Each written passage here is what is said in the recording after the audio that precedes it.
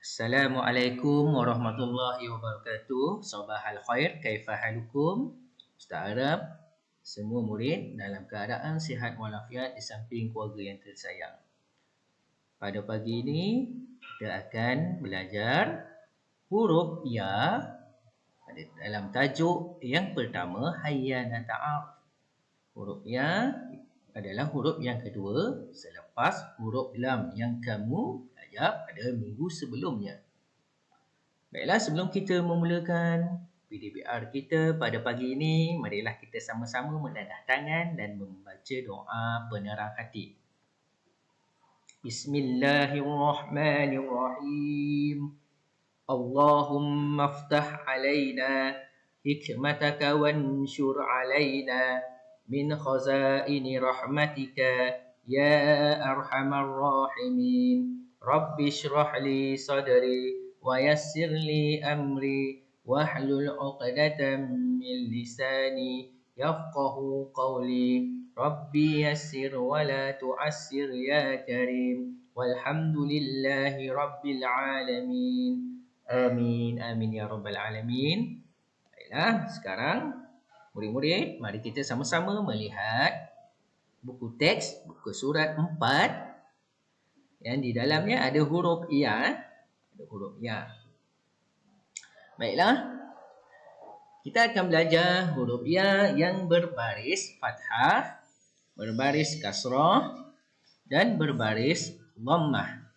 Dan yang kedua, kita akan belajar huruf bagaimana untuk menulis huruf ya yang berada di awal kalimah, huruf ya yang berada di tengah kalimah, dan huruf ya yang berada di akhir kalimah.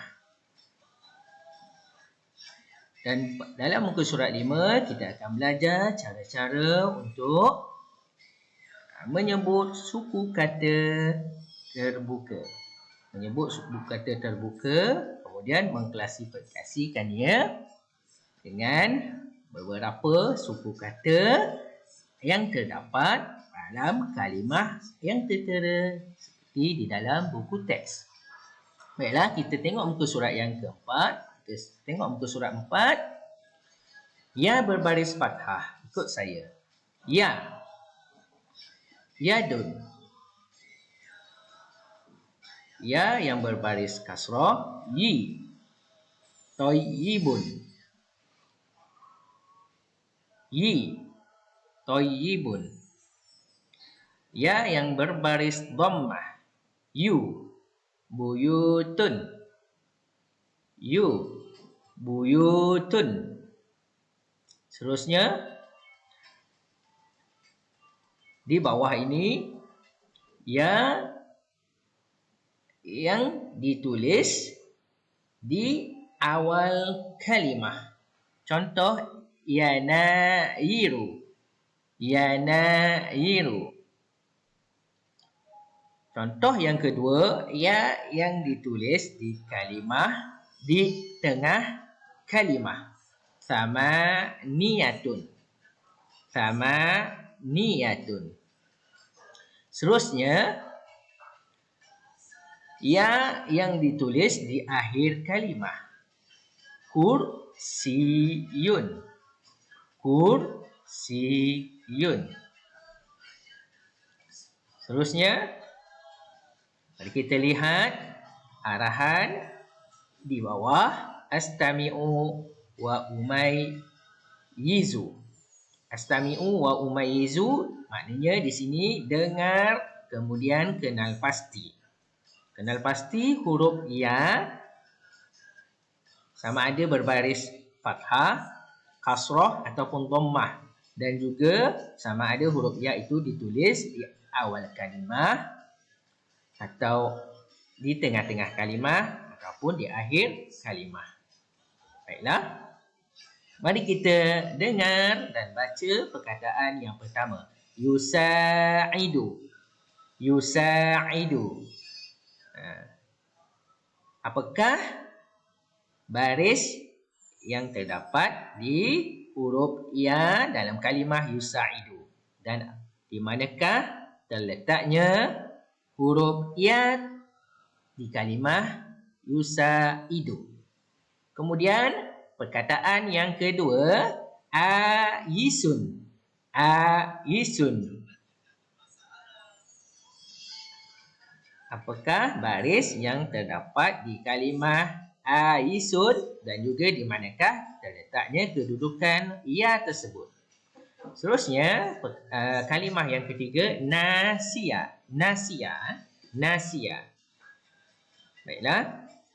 Apakah baris yang terdapat di huruf ya di kalimah nasia? Kemudian, di manakah terletaknya huruf ya di kalimah nasia?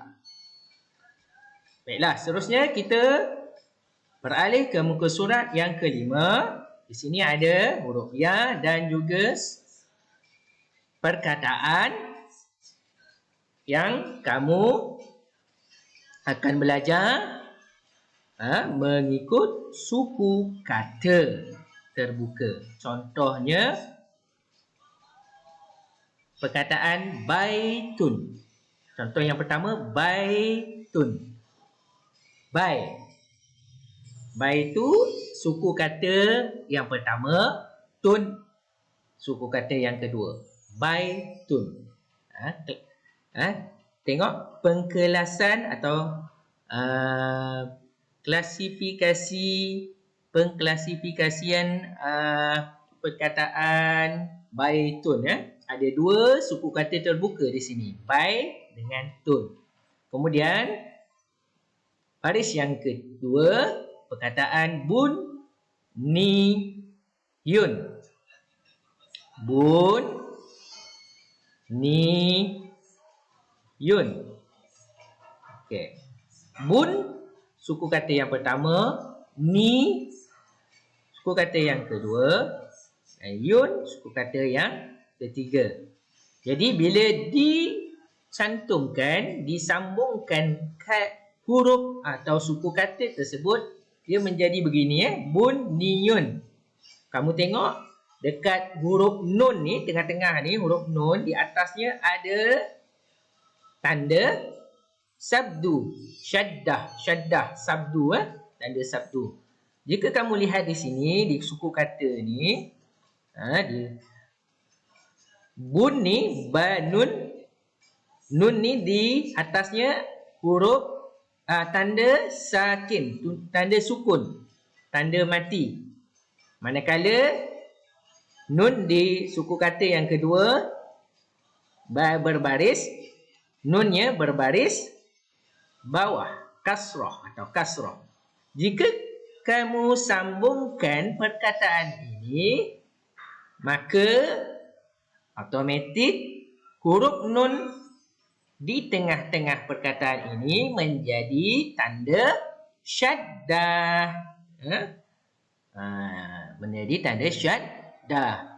Sebab apa jadi tanda syaddah? Sebab nun, bila kamu tengok ni di suku kata ni, nun itu ada dua huruf. Jadi bila kamu cantumkan, kamu sambungkan nun tersebut, dia menjadi satu. Maka di atasnya automatik bertanda syaddah atau sabdu. Faham murid-murid? Baiklah, yang ketiga, baris yang ketiga, perkataan ya, sa, mi, nun. Ada 4 suku kata. Ya, sa, mi, nun. Maka jika disambung suku kata ini menjadi satu perkataan, iaitu ya, sa, mi, nun. Ya, sa, mi, nun. Okey, baiklah, mari kita lihat kalimah di bawah ini. Ada 3 kalimah, iaitu yun, yu. Yun, yu. Bagaimana kamu nak tuliskan dia menjadi suku kata? Yun, yu. Berapakah suku kata di sini? 2 ke? 3 ke? 4 ke? Cuba kamu teka. Yang kedua, ainun. Ainun. Berapakah suku kata yang terdapat dalam pada kalimah yang kedua. Ainun, satu ke dua. Okey, kemudian perkataan yang ketiga, jundiyun. Jundiyun. Berapakah suku kata yang terdapat pada kalimah jundiyun? Kemudian mari kita sama-sama melihat arahan yang di bawah ini. Arahan yang kedua, astami'u wa uhaddidu. Perkataan yang pertama, yuraji'u. Berapakah suku kata yang terdapat dalam kalimah yuraji'u? Kemudian yang kedua, kalimah yang kedua, yusufu. Berapakah suku kata yang terdapat pada kalimah yusufu? Kemudian yang ketiga, raihanun. Dan yang keempat, hadiyatun. Baiklah. Untuk latihan seterusnya, yang ini dan dalam buku teks ni kamu tak perlu hantar ya, Yang perlu kamu buat adalah di dalam buku aktiviti kamu. Saya akan tunjukkan muka surat mana yang kamu kena buat di dalam buku aktiviti. Okey, tengok. Di sini, okey, muka surat 4. Ni muka surat 4. Saya mohon murid-murid untuk menyiapkan tugasan di muka surat 4. Berpandukan buku teks. Kemudian muka surat 5. Muka surat 5 kamu kena buat. Insaf. Okey, saya terangkan. Muka surat 4 ni kamu kena, arahan dia, akmil thumman sakh. Sempurnakan perkataan kalimah tersebut, kemudian salin semula. Maknanya kamu kena ikut balik, sambungkan titik-titik pada huruf ya tersebut. Yang ini kamu, okey, toy, okey, ni tak tahu dalam kotak ni apa dia perkataan, apa dia huruf yang perlu kamu tulis di sini. Ya. Kemudian kamu kena sambungkan titik-titik dalam kalimah tersebut. Sampailah habis. Kemudian muka surat yang kelima, okey, arahannya insaf thumma qra. Salin kemudian baca. Yang ni tak perlu kamu rekod ya. Ini kamu baca, boleh baca di hadapan ibu bapa kamu ataupun abang atau kakak kamu. Tak perlu ikut. Kamu hanya perlu menyiapkan tugasan ni, menyambungkan titik-titik dalam muka surat 4 dan 5 ni. Yang pertama, yasaminun. Ikut sahaja, sambungkan sahaja titik-titik ni. Salin semula. Raihanun. Sambung semula.